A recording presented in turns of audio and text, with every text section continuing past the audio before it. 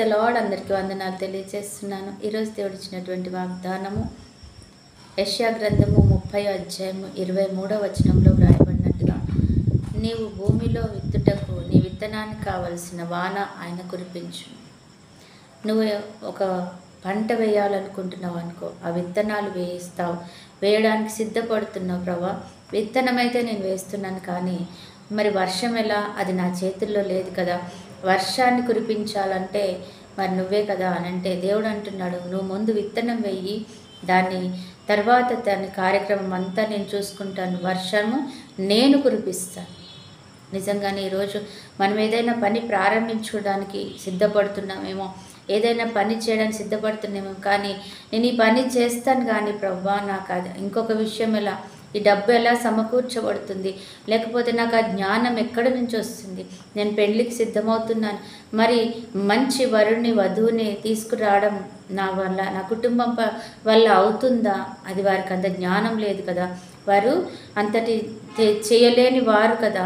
నా కుటుంబంలో నా పెద్దలు తల్లిదండ్రులు చాలా ముసలి వాళ్ళు అయిపోయారు, నా కోసం ఎవరు తెస్తారు ప్రభా, ఎవరు నా కోసం తిరుగుతారు ప్రభా అనుకుంటున్నావేమో కదా. నిజమే, నాకు ఇంత చదువు ఇంత జ్ఞానం లేదు, నాకు ఆ ఉద్యోగం ఎలాగొస్తుంది ప్రభా. దేవుడు అంటే నువ్వు అప్లై చేయి ఫస్ట్, దేవుడు నేను నీకు ఇస్తాను. నిజమే, నువ్వు ప్రార్థన, వివాహాన్ని కోరుకో చాలు, వివాహాన్ని సిద్ధపడు చాలు, వరుణ్ణి నేను తీసుకొని వస్తాను, వధువుని నేను తీసుకొని వస్తాను. అలాగే నువ్వు పంట వెయ్యి, వర్షం నేను కురిపిస్తాను అంటున్నాడు. ఏది కావాలో, ఏ సమయానికి ఏది కావాలో నేను ఆ సమయానికి దాన్ని నేను సమకూరుస్తాను. నువ్వు పని ప్రారంభించు, నువ్వు ప్రారంభిస్తే నేను దానిని కొనసాగించే దేవుడను అని దేవుడు నీతో స్పష్టంగా ఈరోజు చెప్తున్నాడు అనమాట. అందుకే భయపడొద్దు, మరి నాకు అది లేదు కదా, ఈ రీతిగా ఎలాగ ప్రభా. దేవుడు వాగ్దానం చేస్తున్నాడు, వాగ్దానం చేసినప్పుడు మనం నమ్మాలి దాన్ని. నా నమ్మకం చెప్పున నమ్ముట నీ వలనైతే నమ్మువానికి సమస్తము సాధ్యం. మీరు నమ్మండి, దేవుని కార్యాన్ని చూడండి అంటున్నాడు దేవుడు. కట్టడానికి సిద్ధపడుతున్నావా? దాన్ని ప్రారంభించు. సమకూర్చవలసిన ప్రతిదీ ఆయన సమకూర్చుతాడు. అంతేగాని అమ్మో నాకు ఇది నా వల్ల కాదు, నేను చెయ్యలేను, ఇది నేను స్టార్ట్ చెయ్యలేను, నా వల్ల కాదు అని అనుకోవద్దు. ఎందుకంటే ప్రారంభించితే సమస్తం చూసుకునేది ఆయన, నువ్వు కాదు చేసేది, నీ వలన కాదు. అందరికీ తెలుసు ఆ విషయం. దావీదు వల్ల కాదు గొల్యాతుని ఎదిరించడం, కానీ ఆయన తన సామర్థ్యాన్ని చూసుకోలేదు, కానీ దేవుని సామర్థ్యాన్ని చూసుకున్నాడు. నువ్వు ముందుకు వెళ్ళు, దేవుడు సమాధానకరంగా నీ కార్యాన్ని జరిగిస్తాడు. అట్టి కృపా దేవుడు మనకి ఇచ్చునుగాక. ఆమేన్. ప్రార్థన.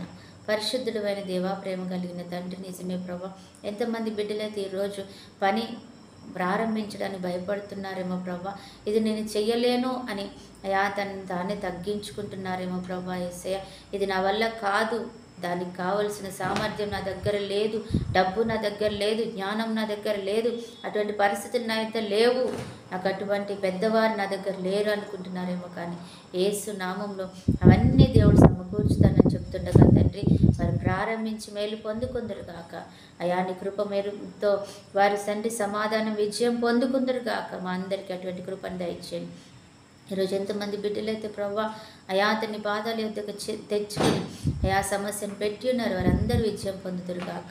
అయా కుటుంబ పరంగా, ఆత్మీయ పరంగా, ఆరోగ్యపరంగా తండ్రి, అయా తండ్రి సమాధాన పరంగా, ఏ విషయాలలో ప్రభా ఆరోగ్యపరంగా ఏది అడుగుతున్నారు వారందరూ దాని విషయంలో విజయం పొందుకున్నందుకు వందనాలు. అలాగే అయా తండ్రి, ఇప్పుడు ఈరోజు బర్త్డే మ్యారేజ్ జరుపుకున్న బిడ్డలు కూడా జ్ఞాపకం చేసుకుంటాను, వారిని వారి కుటుంబాలు దీవించండి. చూస్తున్న మా అందరినీ కూడా మీరు జ్ఞాపకం చేసుకుంటాండి. ప్రతి విషయము తండ్రి, ఆరోగ్యం, ఐశ్వర్యం, అయా తండ్రి కృపాక్షేమం, సమాధానం, సంతోషము, దీర్ఘాయుషు, కాపుదల దయచేయమని యేసు నామంలో ప్రార్థిస్తున్నాం తండ్రి. ఆమేన్.